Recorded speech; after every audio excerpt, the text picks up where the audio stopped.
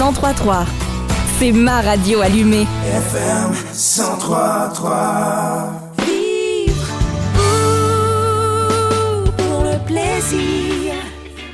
Ce matin, à l'émission Vivre, j'ai le grand plaisir de recevoir Guylaine Clich, qui a écrit le livre il y a quelques mois déjà, et on l'a reçu pour ce livre-là, le livre qui fait du bien, l'art de vivre façon Spa Eastman, un livre publié aux éditions de l'Homme que je vous invite à vous procurer pour la période des vacances, parce que pendant la période des vacances, on veut toujours se faire du bien. Mais on va un petit peu plus loin aujourd'hui avec l'auteur Guylaine Clich. On parle de son livre Auteur de ma vie. Les vacances, c'est la période idéale pour faire le point sur sa vie, pour faire un reset, comme on dit.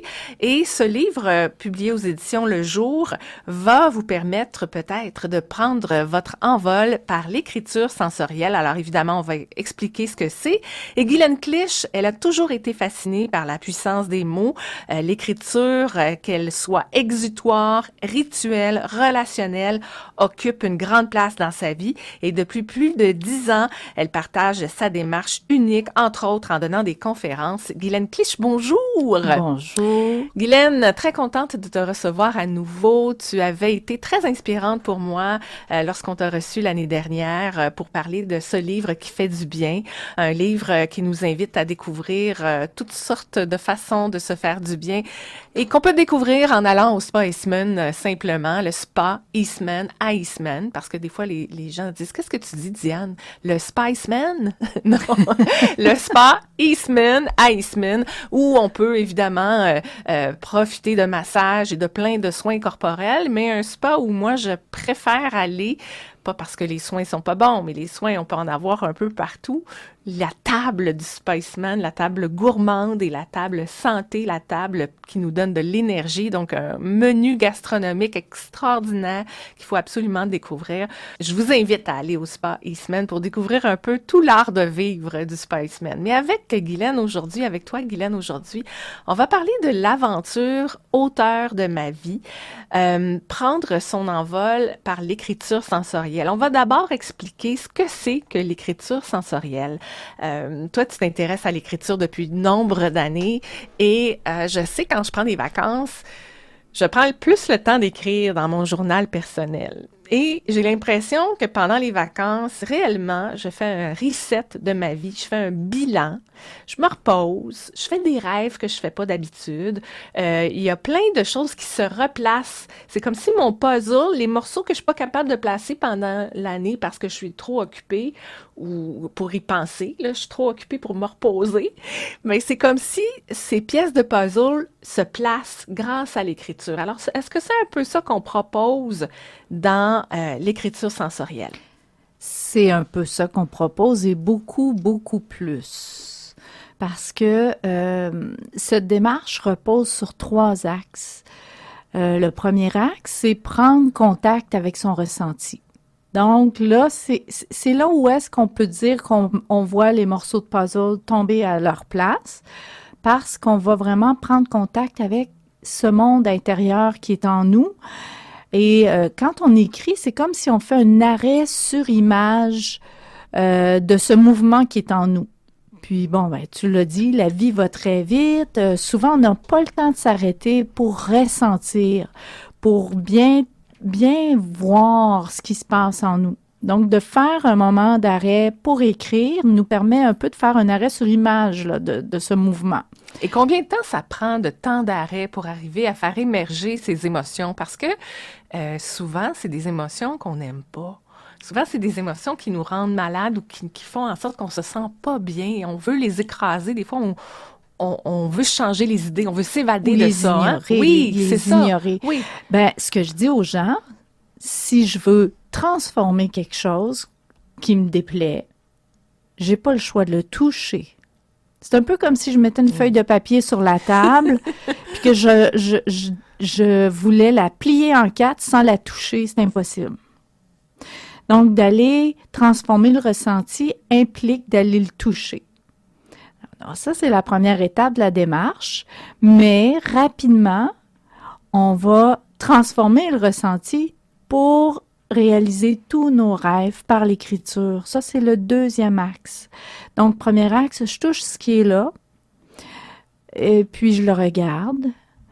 Deuxième axe, deuxième démarche, je transforme ce qui est là. Qu'est-ce que je veux ressentir maintenant? Et là, on utilise l'écriture pour le nommer, pour incarner nos rêves dans un corps physique qui est le papier.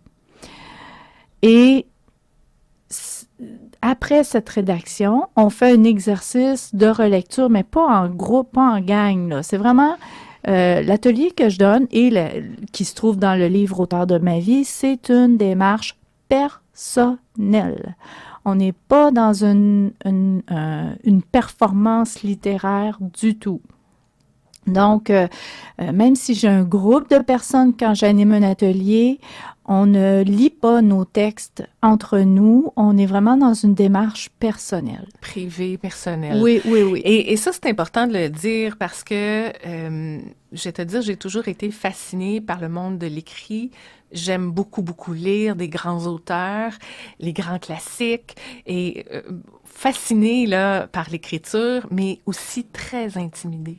Donc, même si je sais que j'écris bien, j'écris pas comme je voudrais écrire. Donc, il y a comme une pression que je me mets moi-même. Et je pense qu'il y a beaucoup de personnes comme ça. Quel que soit le niveau d'écriture qu'on atteint, on se met souvent beaucoup de pression de performance. Alors, c'est bien de savoir que c'est une démarche privée, que c'est une démarche personnelle et que là, on laisse la place finalement à l'intuition, là, à quelque chose qui est de très... pas brut, mais très... qui n'est pas réfléchi, là, qui n'est pas réfléchi, parce que si on réfléchit trop à l'orthographe, si on réfléchit trop à comment on va écrire la phrase pour qu'elle soit belle, on perd nos idées, là. Tout à fait. Donc, la première démarche d'écriture qu'on fait, je dis aux gens, si c'est pas des mots qui viennent, il y a des crayons de couleur devant vous, vous pouvez l'exprimer avec des couleurs, vous pouvez l'exprimer avec des dessins. Vous écrivez, vous croyez que vous écrivez mal, on s'en fout. Revenez pas mettre les barres sur les T, les points sur les I, laissez juste ce courant intérieur circuler et venir sur le papier. Oui. Et qu'est-ce qu'on retrouve? Je connais un peu la réponse, mais je veux te faire parler de ça. Qu'est-ce qu'on retrouve sur le papier quand on ose faire ça? Qu'est-ce qu'on découvre? Souvent des surprises. Souvent des surprises. Il y a des gens...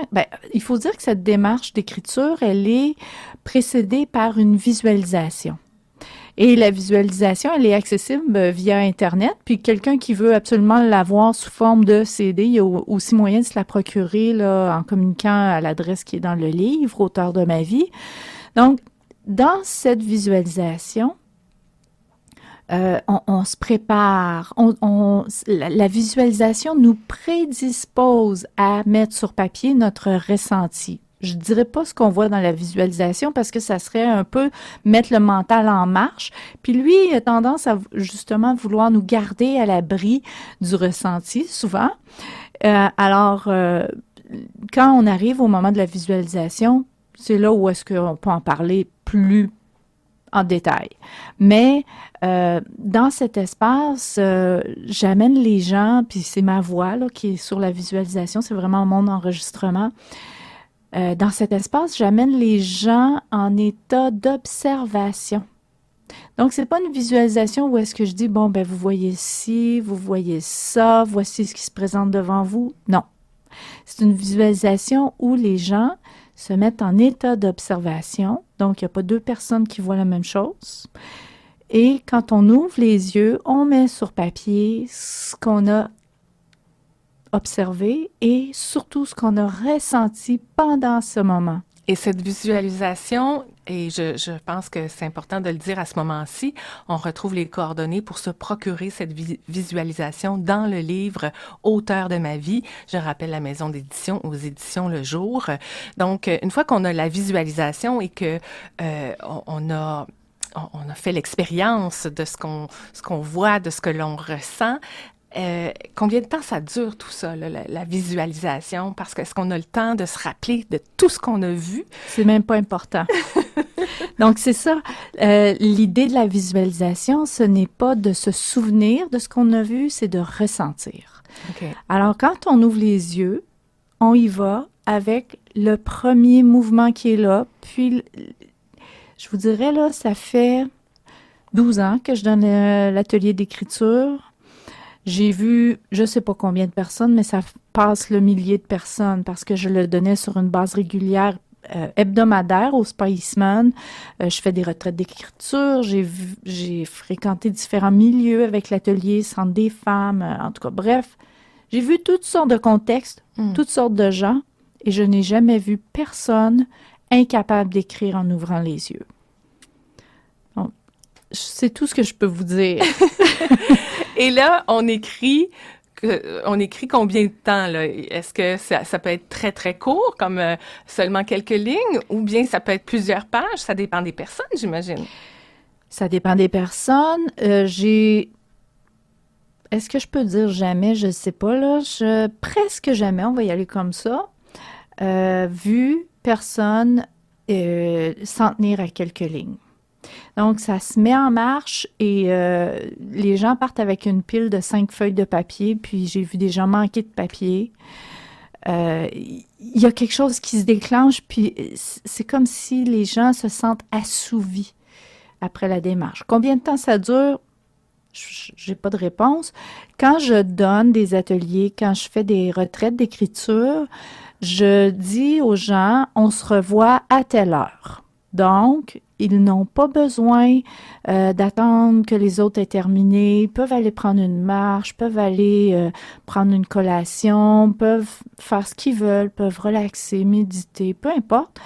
Et ceux qui écrivent plus que les autres sentent pas la pression des autres qui ont fini en se disant « Oh mon Dieu, tout le monde a fini, je pense que je vais m'arrêter. » Donc, j'essaie de dégager au maximum l'espace pour que les gens ressentent une liberté autant qu'on puisse la ressentir dans un atelier comme celui-là. À qui se destine le livre « Auteur de ma vie » ? Les gens qui nous écoutent en ce moment, là, qui se remettent en question ou qui remettent en question leur vie quelque façon que ce soit, à n'importe quel âge. On peut faire ça quand on est très jeune, comme beaucoup plus âgé, pas nécessairement dans une vie de travail active.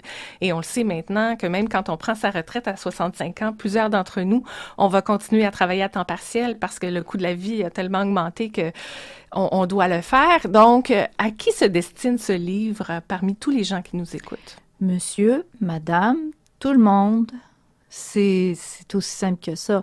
Donc, le livre n'est pas destiné nécessairement à des gens qui rêvent d'écrire un livre. Un n'empêche pas l'autre, mais on n'a pas besoin d'être dans cette démarche de vouloir produire un livre pour faire ça, au contraire. Produire un livre, j'en ai quand même quelques-uns derrière la cravate, c'est quelque chose de très structuré, rationnel. Oui, on a besoin d'aller contacter le ressenti pour aller faire vibrer des émotions dans les mots qu'on écrit, mais écrire un livre est quelque chose de beaucoup plus carré que la démarche d'écriture sensorielle que je propose en Auteur de ma vie. Dans le fond, cette démarche-là, c'est un outil de vie.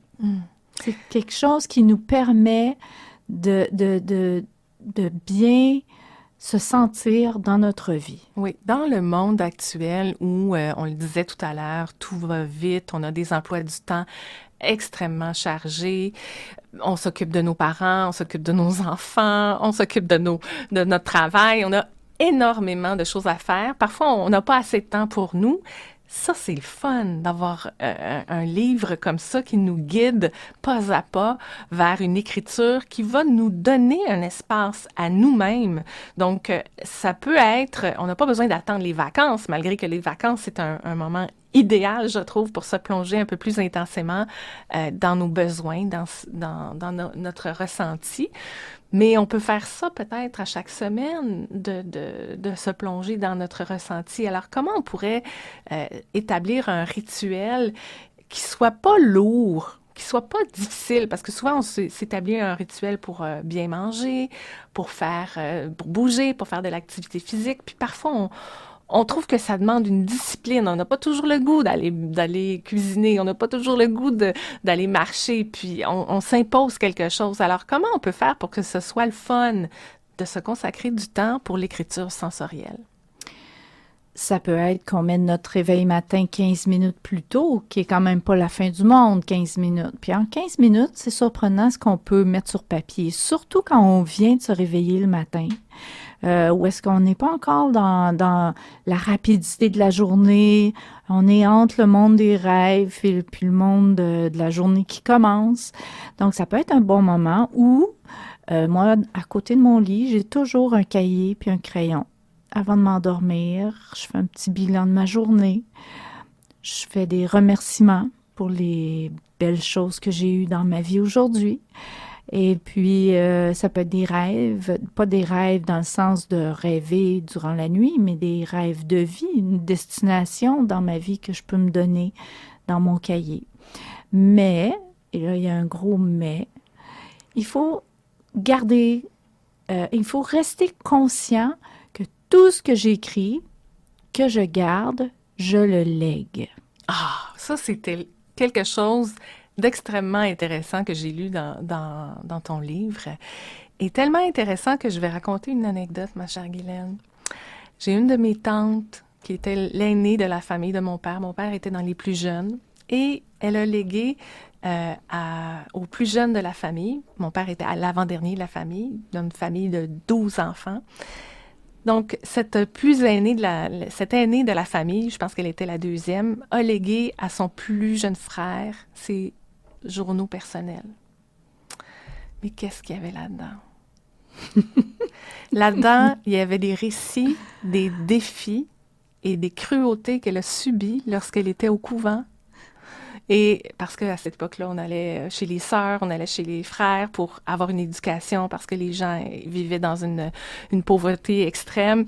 Et donc, les plus vieux de la famille, souvent, étaient choisis pour aller avoir une éducation. Puis pour pouvoir avoir un plus grand avenir, on les envoyait chez les sœurs ou chez les frères. Ce qui a été son cas. Et donc, lui, mon jeune oncle, mon oncle, lit tout ça. Et c'est des choses extrêmement dures.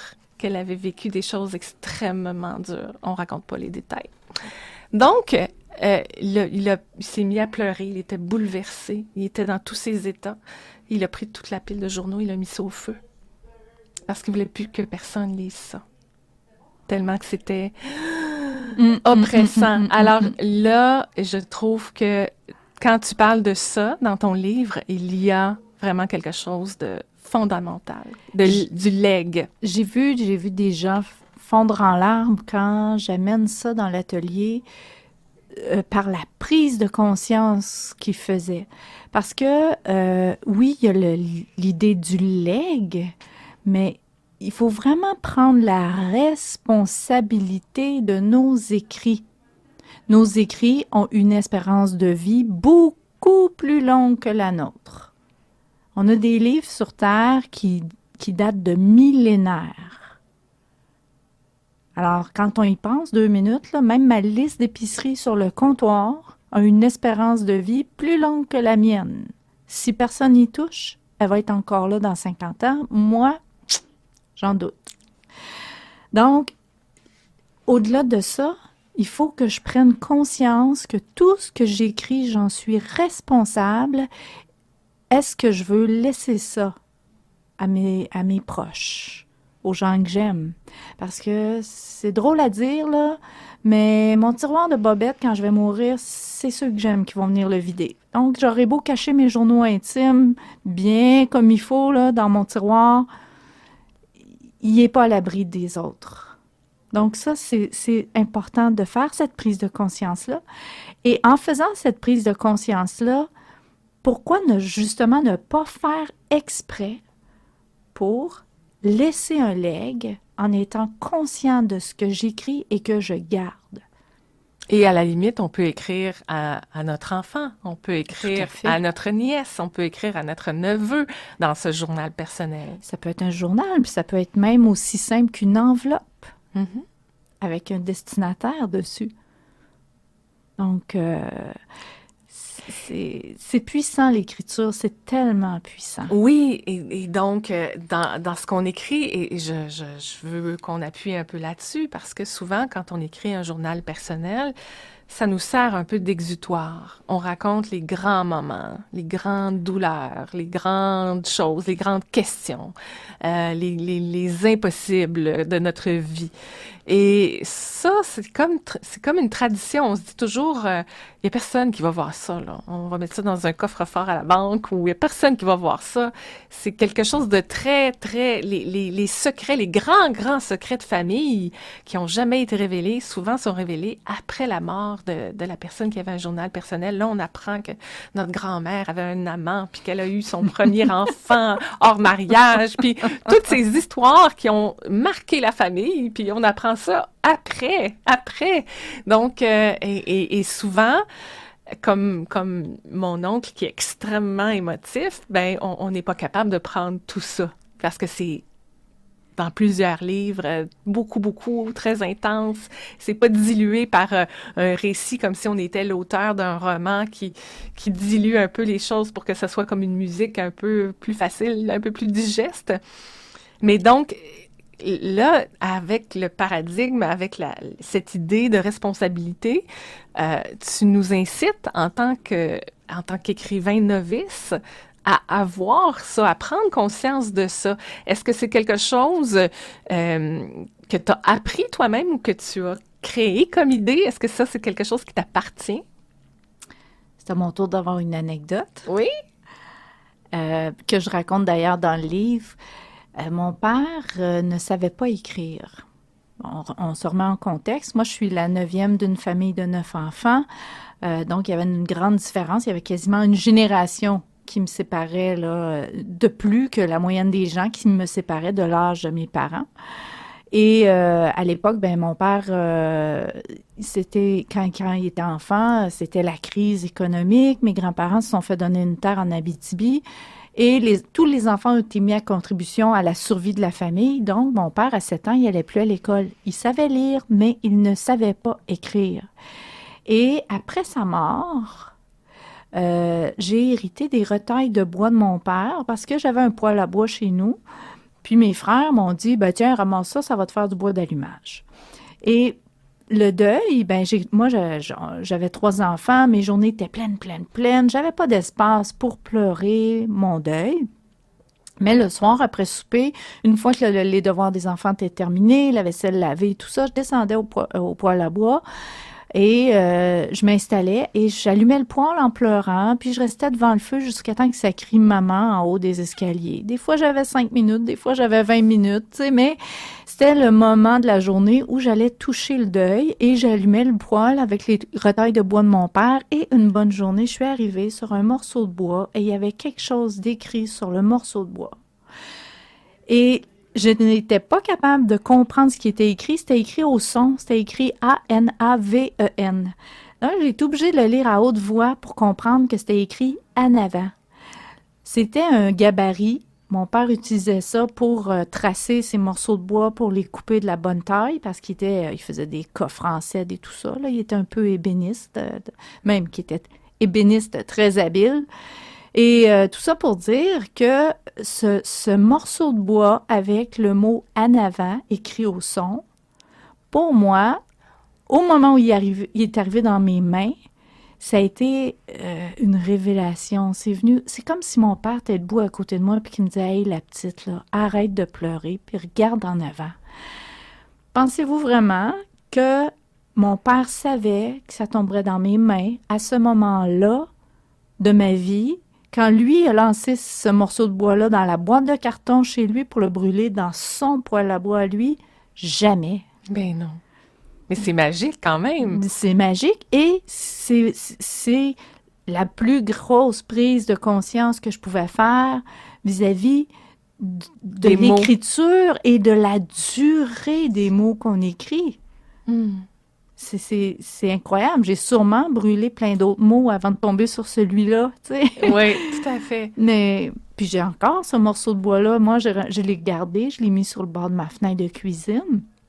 Parce qu'avec 3 enfants, s'il y a un endroit où je passais du temps, c'était les 2 mains dans l'évier.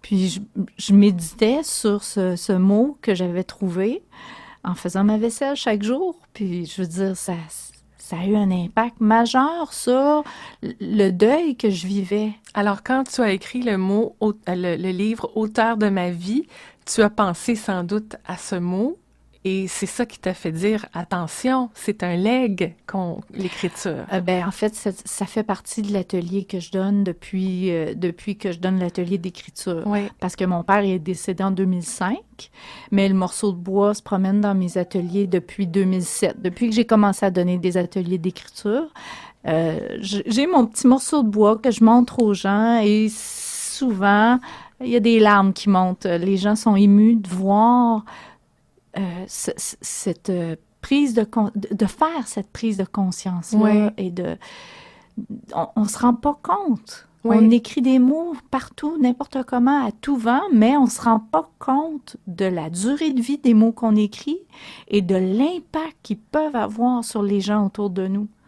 Oui. Et sur nous aussi. Oui, et ça, c'est une des choses essentielles du livre « Auteur de ma vie ».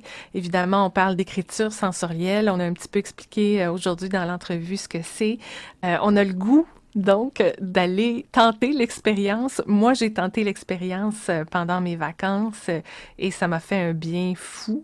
Comme je te l'ai dit, j'ai l'impression de replacer des pièces du puzzle que j'étais pas capable de placer, dans un puzzle complexe, hein, parce que chacun d'entre nous, on peut pas se targuer, on peut pas se vanter d'avoir une vie. Oh, moi, c'est facile, ma vie. Chacun d'entre nous, on a des défis énormes à surmonter. Moi, je le vois avec les gens que je côtoie, mes amis, mes collègues de travail. Chacun d'entre eux, je les admire à ma façon pour différentes choses parce que chacun d'entre eux ont leurs défis à relever et arrivent à garder une certaine sérénité à travers tout ça.